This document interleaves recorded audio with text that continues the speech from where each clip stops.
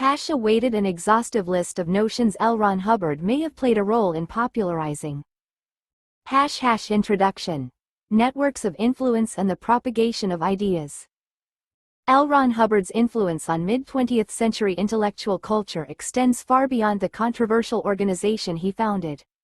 His little cloister of devotees, including prominent figures like William S. Burroughs, formed an unexpected nexus for the dissemination of esoteric and philosophical concepts that would later permeate mainstream culture. This network's reach became particularly significant when considering connections to groups like the Process Church of the Final Judgment, which emerged from the Scientology milieu in the 1960s and carried forward many of Hubbard's conceptual frameworks while developing their own theological innovations. Hubbard was among the earliest adopters of audio recording technology for spiritual and philosophical instruction, following pioneers like Manly P. Hall but preceding the widespread recording of such materials. This technological advantage meant his lectures reached audiences in ways that earlier thinkers like Rudolf Steiner, whose work exists only in transcripts, could never achieve. The auditory dimension of his teachings may have contributed significantly to their cultural penetration. The literary connections prove equally intriguing. Robert Heinlein's relationship with Hubbard extended beyond their professional acquaintance in science fiction circles. Many readers detect unmistakable parallels between Scientology concepts and the philosophical frameworks presented in Heinlein's later works, particularly from Stranger in a Strange Land onward. Whether through direct sessions in the 1960s or simply through intellectual osmosis, Heinlein's fiction appears to have served as a vehicle for transmitting Hubbardian concepts to mainstream audiences who might never have encountered them otherwise. Weighted analysis of cultural concepts. High probability influence, 70 to 90%. Comparative religion as popular discourse weight, 85%.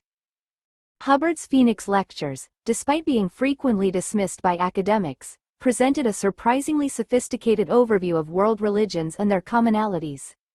While comparative religion existed as an academic discipline, Hubbard may have been among the first to present these concepts to general audiences in an accessible format. His synthesis of Eastern and Western religious concepts predated the popular comparative religion movement of the 1960s by nearly a decade. The lectures covered Buddhism, Hinduism, Christianity, and various esoteric traditions with a level of detail that was uncommon in popular discourse of the 1950s.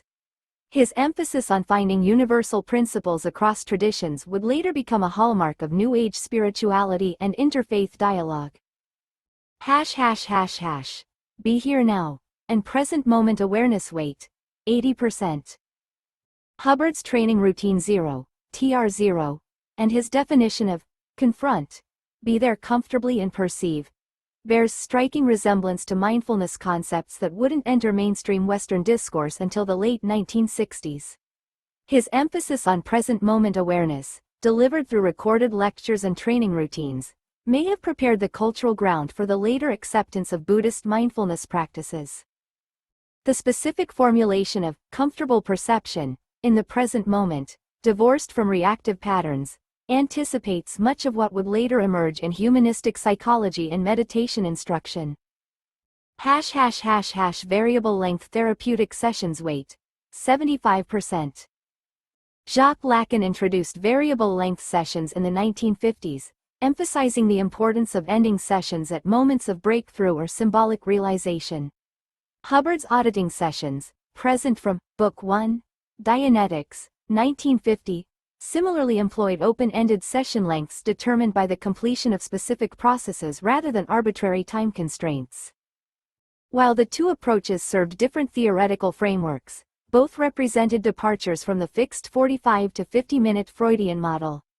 The parallel development suggests either independent innovation or possible cross-pollination of ideas in the psychotherapeutic community of the early 1950s. Moderate probability influence, 40 to 70%. Physics spirituality convergence weight, 60%.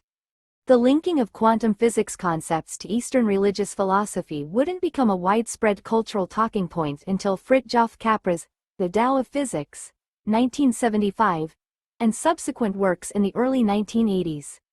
However, Hubbard was discussing the relationship between consciousness, observation, and physical reality in his lectures throughout the 1950s and early 1960s. Subcategories. The role of the observer, 55% probability.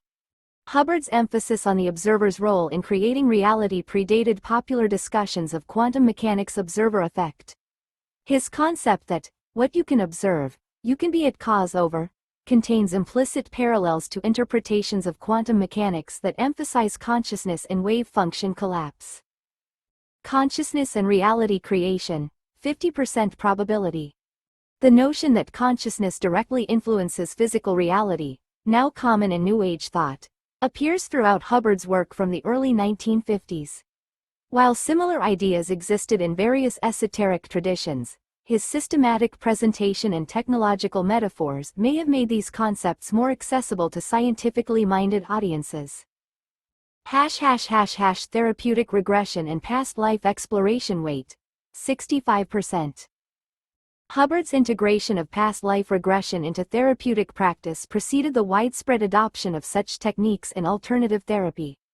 While reincarnation beliefs existed across many cultures, the specific methodology of using regression therapeutically to address present life problems was relatively novel in Western contexts. Lower probability but notable influence, 20 to 40%. Biofeedback and technological spirituality weight, 35%. The e-meter's use as a biofeedback device for spiritual purposes preceded the biofeedback movement of the 1960s and 1970s. While Hubbard didn't invent biofeedback, his application of technological measurement to spiritual states may have contributed to the later acceptance of such approaches in alternative healing and consciousness research. Self-help and human potential movement weight, 30%.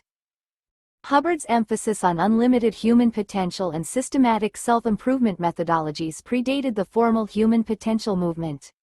However, similar ideas were emerging from multiple sources simultaneously, making direct influence difficult to establish. Systematic spiritual technology weight, 40%.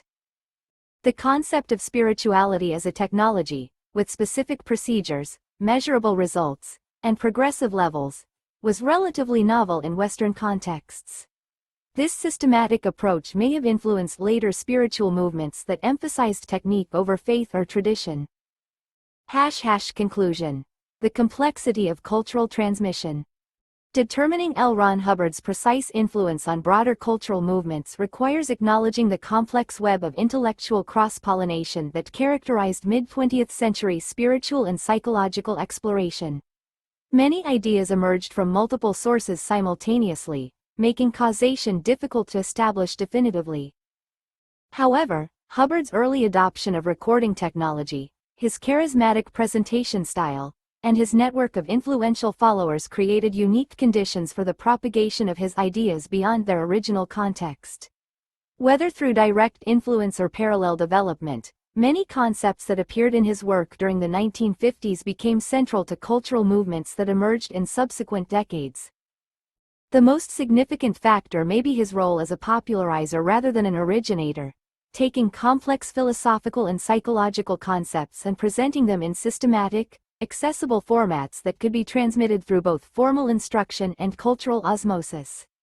In this capacity, his influence on American spiritual and therapeutic culture may be more substantial than commonly recognized, even by those who reject his specific organizational legacy.